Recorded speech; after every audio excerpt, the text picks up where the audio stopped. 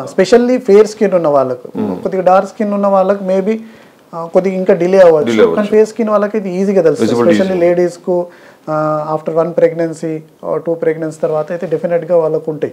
చాలాసార్లు కాస్మెటిక్ మన దగ్గర క్లినిక్లో చూయించుకున్న వాళ్ళు చాలా లేడీస్ స్పెషల్లీ కాస్మెటిక్ రీజన్స్ వల్లనే వస్తాయి. వాళ్ళకి సిమ్టమ్స్ ఉండకపోవచ్చు, సరే ఇవి ఏదో నేను ఎక్కడ చదివాను, నాకు కాళ్ళపైన నాకు కూడా అలానే అనిపిస్తున్నాయి అని వాళ్ళు వస్తారు. సో కొందరు ఆఫీస్కు వెళ్ళే లేడీస్ షార్ట్స్ వేసుకున్న వాళ్ళు వేసుకోలేరు ఇలాంటి ప్రాబ్లమ్స్ వల్ల. ఇదేంటి అందరు అడుగుతారు, అంటే కాస్మెటిక్ ప్రాబ్లం. సిమ్టమ్స్ ఉండకపోవచ్చు, వాళ్ళ కాళ్ళ నొప్పులు కానీ వాపులు ఏమి ఉండవు, కానీ కాస్మెటిక్. అది ఫస్ట్ స్టేజ్లో. సెకండ్ స్టేజ్ అయ్యే వరకు కాళ్ళ వాపులు రావడం, ఎక్కువగా స్టాండింగ్ అయిపోయిన తర్వాత కొద్ది కాళ్ళు లాగడం, ఇలాంటి సిమ్టమ్స్ సెకండ్ స్టేజ్లో. థర్డ్ స్టేజ్లో కలర్ మారడం, వెయిన్స్ కలర్ కాదు, కాళ్ళ కలర్, స్కిన్ కలర్ మారడం, దురదలు ఇవ్వడం, అంటే ఇచ్చింగ్ అవ్వడం, తర్వాత స్వెల్లింగ్ అపియర్ డిసపియర్, అంటే ఈవినింగ్ టైం రావడం, నైట్ పడుకుంటే డిసపియర్.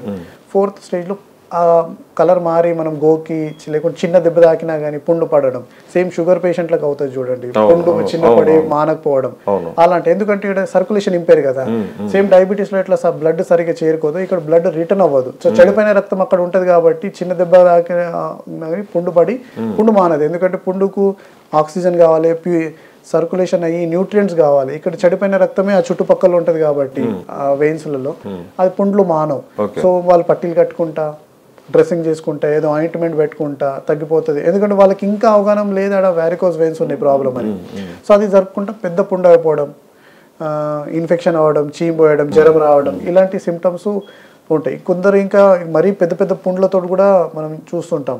కట్ చేసే స్టేజ్ అంటే ఇన్ఫెక్షన్ అయ్యి బోన్స్కు స్ప్రెడ్ అవ్వడం, లేకుంటే చీమ్ గారడం, ఇట్లా కొన్నిసార్లు బ్లడ్ అంటే ఆ పుండు కింద వెయిన్స్ ఉంటాయి కదా, ఇవన్నీ వెయిన్స్ వల్లనే. సో ఆ వెయిన్స్కు చిన్న దెబ్బ తాకినా కానీ అది పగిలి బ్లీడింగ్ కావడం. మన దగ్గర కొందరు పేషెంట్స్ వచ్చి వాళ్ళ పుండు కూడా ఏం లేదు, చిన్న చిన్న వెయిన్స్ ఇలా ఉన్నాయి, లేడీస్లో చీరే తగిలి లేకుంటే చిన్న ఏమైనా దెబ్బ తాకి వెళ్తుంటాయి, మరీ అంత మనం నోటీస్ కూడా చెయ్యం. అది చిన్న దెబ్బ తాకినా కానీ ఈ వెయిన్స్ చితికిపోయి పగిలి వెయిన్స్ పగలడం చిన్నగా.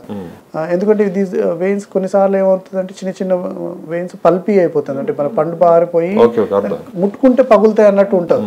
సో చిన్న చీరే కానీ లేకుంటే చిన్న దెబ్బ తాకినా కానీ మనం దెబ్బ అంటే ఎలా నోటీస్ అయ్యేటట్టు ఏదో పెయిన్ అట్లా ఏమి ఉండదు, చిన్న నోట్ బ్లీడింగ్ అయ్యి వాళ్ళు నడుస్తుంటే బ్లడ్ అవుతా ఉంటుంది, వాళ్ళకి పెయిన్ కూడా ఉండదు. ఈ వ్యారికోస్ వెయిన్స్ బ్లీడింగ్ లో పెయిన్ ఉండదు, అది చాలా ముఖ్యంగా. వెనుక మన ఇప్పుడు బ్లడ్ కారుతుంటే వెనుక వాళ్ళు పక్క వాళ్ళు చూసి అయ్యో మీ బ్లడ్ కారుతుందని చెప్పే వరకు వాళ్ళకి కూడా తెలియదు. సో అన్నోటీస్డ్ పెయిన్లెస్ బ్లీడింగ్ అవుతూ ఉంటుంది.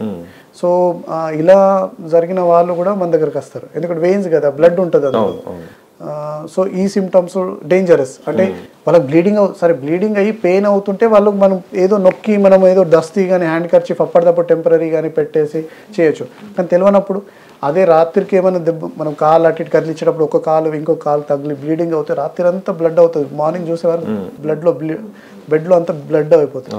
అలాంటి సిచ్యువేషన్స్ కూడా కొందరు పేషెంట్స్ వస్తుంటారు. అలాంటి సిచ్యువేషన్లో డేంజరస్.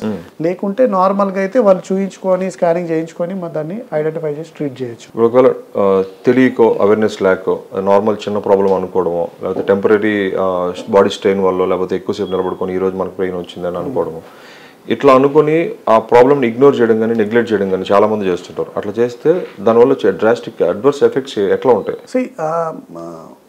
చెప్పిన ప్రకారంగా ఒక్కటైతే బ్లీడింగ్ ఇలాంటి రిపీటెడ్గా అయ్యే అవకాశాలు ఉంటాయి. ఎందుకంటే వెయిన్స్ అన్నమాట టైం ఎలా వెళ్తుంటుంది, ఆ వెయిన్స్లో వాల్స్ అన్నమాట పండు బారి పగిలే స్టేజ్లో వస్తుంది. సో అదొక బ్లీడింగ్ రిస్క్. అది బ్లడ్ ఎంత వెళ్తుందో మనకు తెలియదు. కొన్నిసార్లు అంత బ్లడ్ డ్రైన్ అయిపోయినప్పుడు కొద్ది వీక్నెస్గా వాళ్ళకి ఫీల్, కళ్ళ ముంగట చీకటి రావడం, బీపీ లో అవ్వడం, ఇలాంటివి ఉంటాయి బ్లీడింగ్లో. ఇంకొకటి పుండు బారినప్పుడు ఇన్ఫెక్షన్, పుండుకి పడి ఇన్ఫెక్షన్ అయిందనుకో చీమ్ పోయడము, సెప్టిక్ అవ్వడము, మళ్ళీ కాలంతా రెడ్ అయిపోయి సెల్యులైట్ మనం ఇన్ఫెక్షన్ అవ్వడం, ఐవి యాంటీబయాటిక్స్ హాస్పిటల్ అడ్మిట్ చేసి అలాంటివి చేసే అవసరం ఉంటుంది.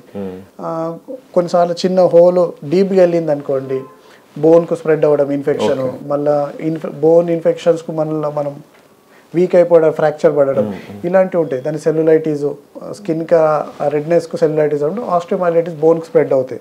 సో ఇలాంటి కాంప్లికేషన్స్ కొందరికి ఇలానే ఉండి బ్లడ్ క్లాట్స్ ఫామ్ అవుతాయి, డీవీటీ అంటాం మనం.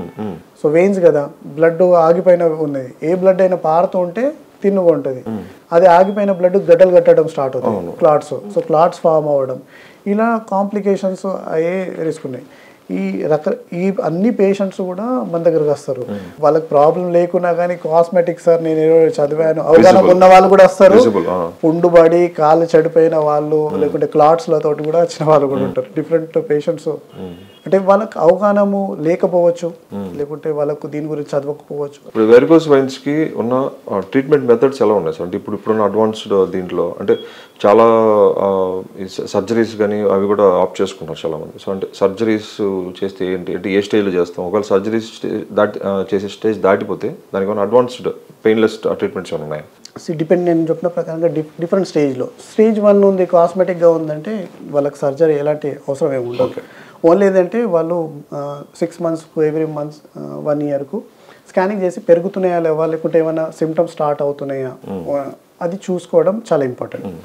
అదే అర్లీ స్టేజ్ సిమ్టమాటిక్ ఉందనుకోండి, లైక్ దురదలు ఇవ్వడము, కాలు కొద్దిగా మచ్చల్లాగా లేకుంటే కలర్ మారడం, కొద్దిగా బ్లాక్ అవుతుందా, లేకుంటే వాపు రావడం, ఇలాంటి సిమ్టమ్స్ ఉన్నప్పుడు ఆ స్టేజ్లో వాళ్ళు depending upon severity varicose scanning చేసుకొని మనం దాన్ని ఐడెంటిఫై చేసి ఆ స్టేజ్లో మనం లేజర్ చేయొచ్చు. పెద్దగా అయింది అనుకోండి డెఫినెట్గా వాళ్ళకైతే అవసరం పడుతుంది. ఎందుకంటే without curing the varicose veins ఆ పుండు మానడం కానీ, ఇన్ఫెక్షన్ పోవడం కానీ, లేకుంటే ఆ క్లాట్స్ ఫామ్ ఇవన్నీ పోవు. ఎందుకంటే root cause is varicose veins, పుండు రూట్ కాజ్ కాదు. మనం పైనుంచి జస్ట్ ఆయింట్మెంట్ పెడితే లోపల దాని కాజు వారికోస్ వెయిన్స్ అలా ఉంటే మానదు. చాలాసార్లు పేషెంట్లకు సార్ పుండు మానాక చేయించుకుంటా అంటారు, కానీ ఆ వారికోస్ వెయిన్స్ వల్ల వచ్చిన పుండు కాబట్టి వారికోస్ వెయిన్స్ మీరు క్యూర్ చేసుకోక పుండు మానదు. కొన్నిసార్లు ఇన్ఫెక్షన్ వాళ్ళు వస్తారు. సో ఇన్ఫెక్షన్కి అయితే డెఫినెట్గా మనం ఫస్ట్ యాంటీబయాటిక్ ఇచ్చి కవర్ చేసి 3-5 డేస్ తర్వాత యాంటీబయాటిక్ కవర్ తర్వాత చేసే అవసరం పడుతుంది. యాంటీబయాటిక్ ఇస్తే పుండు మానుతుంది, మానిపోయినాక లేకుంటే చేయించుకుంటా అంటే పుండే మానదు. మనం జస్ట్ యాంటీబయాటిక్ కవర్ ఎందుకు ఇస్తున్నామంటే ఆ ఇన్ఫెక్షన్ బాడీలో స్ప్రెడ్ అవ్వకుండా కంట్రోల్ అక్కడి వరకు ఉండాలి అని మనం ఇస్తున్నాం. యాంటీబయాటిక్ కవరేజ్తో పాటు మనం ఇచ్చేసి వాళ్ళకు 3-5 డేస్ తర్వాత మనం చేయడం వాళ్ళకు ఇంపార్టెంట్. సో ఇందులో సర్జరీ అన్నమాట ఆల్మోస్ట్ మీరు ఎటు వెళ్ళినా కానీ it's an outdated treatment, specially varicose veins గురించి. ఎందుకంటే ఇప్పుడు పై నుంచి తొడ నుంచి కింది వరకు వారికోస్ వెయిన్స్ ఉన్నప్పుడు మనం కోర్స్ లాగేస్తే భయంకరంగా పెయిన్ఫుల్ ఉంటుంది. తర్వాత స్టిచ్చెస్ అన్నీ పేషెంట్ రికవర్ అవ్వడానికి 2 వీక్స్ 4 వీక్స్ వరకు టైం పడుతుంది. సో హోమ్ రెస్టే ఉంటుంది. తర్వాత హాస్పిటల్ స్టే 3 to 5 డేస్ వరకు ఉంటుంది. డైలీ డ్రెస్సింగ్ పెద్ద అంటే దట్స్ వై మనం ఈ కాలంలో మ్యాక్సిమం మెరిటల్ లేజర్ ట్రీట్మెంట్ అన్న మాటనే పదం వినపడుతుంది. Surgery almost outdated. లేజర్లో ఏంటంటే చిన్న సేమ్ మనం ఎట్లా యాంజియోగ్రఫీ చేస్తున్నాము హార్ట్కు, అలానే కాలు నరం నుంచి కింది నుంచి మనం పైకి వెయిన్స్ లోపలనే క్లోజ్ చేసి వచ్చేస్తాం. So as good as surgery, recurrence ఉండదు. సేమ్ మనం అల్ట్రాసౌండ్లో ఎలా డయాగ్నోసిస్ చేసేటప్పుడు స్కానింగ్ చేసి దీన్ని ఐడెంటిఫై చేస్తాము, ఆ విధంలో చేస్తాం కాబట్టి అందుకే అన్ని వెయిన్స్ కూడా కవర్ అవుతాయి. అదే సర్జరీ అంటే మన కళ్ళతో చూసుకొని చేయాలి, మనకు బయట కనపడేవి మనం మార్క్ చేసి క్లోజ్ చేస్తాం. సో కొన్ని ఏమైనా డీప్గా ఉన్నాయనుకో అవి కూడా మిస్ అయ్యాయి. సో సర్జరీలో రికరెన్స్ మళ్ళీ వచ్చే, ఒకవేళ మీరు చేయించుకున్నా కానీ మళ్ళీ వచ్చే అవకాశాలు ఎక్కువ ఉన్నాయి. 70% chances of success, 30% failure rate ఉంది సర్జరీలో. అదే లేజర్లో చూస్తే 90% సక్సెస్ రేట్ ఉంది, 5 to 10% ఇక్కడ కూడా రికరెన్స్ రావచ్చు. ఎందుకంటే వెయిన్స్ కదా, మన బాడీలో ఒక వెయిన్ క్లోజ్ అయినా కానీ ఇంకొక vein body has a tendency to regenerate. So ఒకవేళ మీ ఫ్యామిలీ హిస్టరీ ఉందనుకోండి, లేకుంటే మీరు ఓవర్ వెయిట్ వల్ల వచ్చింది అనుకోండి, ఇప్పుడు ఉన్న వెయిన్స్ మనం క్యూర్ చేస్తాం, ఏమవుతుంది మీరు ఓవర్ వెయిట్ ఒబేసిటీ కంట్రోల్ చేయకున్నప్పుడు మళ్ళీ కొన్ని రోజుల్లో మేబీ 5 years 5 years 10 years మళ్ళీ డెవలప్ అవుతుంది.